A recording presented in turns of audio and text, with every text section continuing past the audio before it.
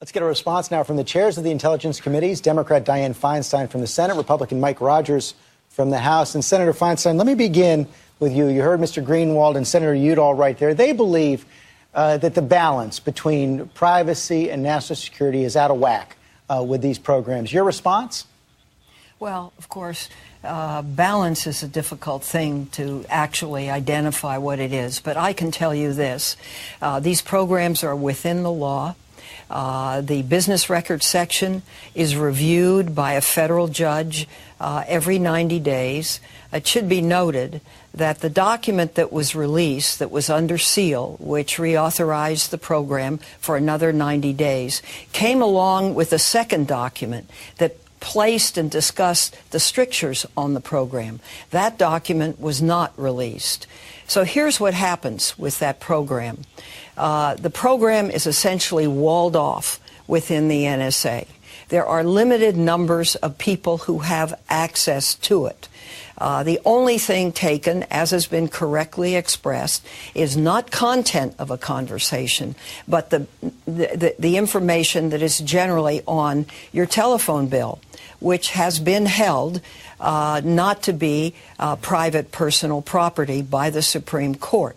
If there is strong suspicion that a terrorist outside of the country is trying to reach someone on the inside of the country, those numbers then can be obtained. If you want to collect content on the American, then a court order is issued.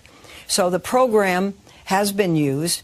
2 cases have been declassified. One of them is the case of David Headley, who went to Mumbai, to the Taj Hotel, and scoped it out for the terrorist attack. The second is Nazibullah Zazi, who lived in Colorado, who made the decision that he was going to blow up a New York subway, who went to a beauty wholesale supply place, bought enough hydrogen peroxide to make bombs, was surveilled by the FBI for 6 months, traveled to go to New York to meet with a number of other people who were going to carry out this attack with him, and were arrested by the FBI, who has pled guilty and in federal prison. Here's the point, and this is why this is so difficult. I flew over the World Trade Center going to Senator Lautenberg's funeral, and in the distance was the Statue of Liberty. And I thought of those bodies jumping out of that building, hitting the canopy. Part of our obligation is keeping America safe. Human intelligence isn't going to do it because you can't, it's a different culture, it's a fanaticism that isn't going to come forward. And so this kind of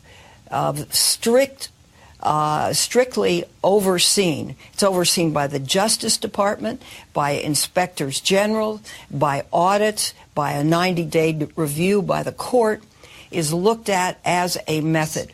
I'm very happy. If there's a better way, we will certainly look at it. Let me bring that to Congressman Rogers, because you've also said you believe these programs are effective, Mr. Chairman. But what about this idea raised by Senator Udall that you reopen the Patriot Act and put more limits on particularly the phone record collection program, because he says that hasn't helped. That's his suspicion, at least.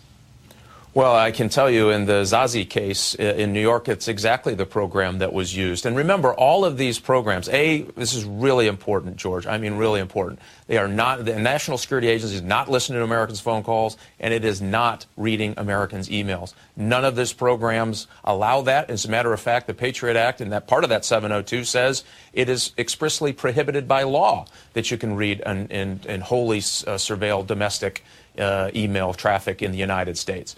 So, the inflammatory nature of the comments doesn't fit with what Dianne and I know this program really does. And let's just talk about the phone records just real quickly. What this is, and the reason this happened is after 9/11, we realized there was a big hole in our ability to fully identify all of the players in that terrorist plot. And one of it was by the fact that these business records, the phone billing information, is destroyed by these companies. They can't, expense-wise, it's really difficult for them to hold it. So this is what happened. The court said, put all of that information in a box and hold that information. And when you want to access that information, you have to use this very specific court-ordered approval process, which means it has to be a foreign person believed to be on a foreign land. So some notion that they can see a name that even comes out of that, by the way, this is important, no name comes out of that search. So even if they get a number, it doesn't have a name on it. This that allows them to do further investigation. But the number of times it's accessed is it's a fraction of a fraction, number one. And number two, no one can data mine that information. That's what's so frustrating to those of us who know this program. Well, that's what I was just going to get to. Both of you know so much more than any other Americans. And one of the things you heard from Senator Udall is the desire for more public information. Now, he believes that the administration has not been misleading generally, the committee and the public. But I want to play an exchange that was in the Intelligence Committee in March when James Clapper was questioned by your colleague, Senator Wyden. Does the NSA collect any type of data at all on millions or hundreds of millions of Americans? No, sir. It does not. Not wittingly. There are cases where they could inadvertently, perhaps, collect, but not wittingly. Senator Feinstein, I have to confess, I have a hard time squaring that answer with what we learned this week. Well, I think this is very hard. There is no more direct or honest person than Jim Clapper, and I think both Mike and I know that. You can misunderstand the question. This is one of the dilemmas of talking about it. He could have thought the question had content or something, but it is true that this is a wide collection of phone records, as Mike said. No name, no content, but the number to number, the length of time, the kind of thing that's on the telephone bill. And we have to deal with that. So now, what do we do going forward? What do we do going forward? Senator McCain has said, and we heard Senator Udall as well, that maybe there should be a public hearing on this program and the range of the programs that are surveilling, that includes some surveillance of some data from Americans. Are you open to that, Senator Feinstein? And then Chairman Rogers, you comment as well. Yeah, I am open to it, and I have to think about this. We had an Intelligence Committee meeting on Thursday, which I opened up to everybody, and 27 senators came. We informed them that every senator, the material is available. They can come and see it. One of the strictures with highly classified stuff is no staff. I think that should be changed so that Intelligence Committee staff can come in with the member and go over and review the material. But we have had lots of hearings on this, and I think Senator Wyden knows this and has been respectful of it. And I'm open to doing a hearing every month if that's necessary. And I'm open to doing an open hearing. Now, here's the rub. The instances where this has produced good, has disrupted plots, prevented terrorist attacks, is all classified. That's what's so hard about this. So that we can't actually go in there and, other than the two that have been released, give the public an actual idea of people that have been saved, attacks that have been prevented, that kind of thing. Chairman Rogers? You know, George, one of the things that we're charged with is keeping America safe and keeping our civil liberties and privacy intact. I think we've done both in this particular case. And the problem with this is if you tell our adversaries and our enemies in the counterterrorism fight exactly how we conduct business, they're not going to do business the same way ever again. It makes it more difficult.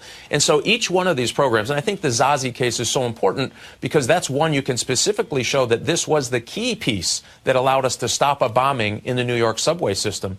But these programs that are authorized by the court, by the way, only focused on non-United States persons overseas, that gets lost in this debate, are pieces of the puzzle. And you have to have all the pieces of the puzzle to try to put it together. That's what we found went wrong in 9/11. And we didn't have all the pieces of the puzzle, we found out subsequently, to the Boston bombings either. And so had we had more pieces of the puzzle, you can stop these things before they happen. Finally, we're just about...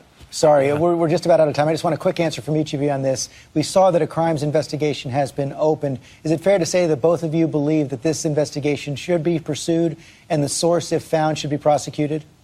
I absolutely believe that someone did not have authorization to release this information. And why that's so important, George, is because they didn't have all of the information. I know your reporter that you interviewed, Greenwald, says that he's got it all and now is an expert on the program. He doesn't have a clue how this thing works. Neither did the person who released just enough information to literally be dangerous. I argue that there's other methods. He could come to the committees if they had concern. We have IGs that they can go to in a classified way if they have concern. Taking a very sensitive classified program that targets foreign persons on foreign lands and putting just enough out there to be dangerous is dangerous to us, it's dangerous to our national security, and it violates the oath of which that person took. Senator, I absolutely think they should be prosecuted. You too, Senator Feinstein? I do. Thank you both for your time this morning. Thank you. Thanks, George.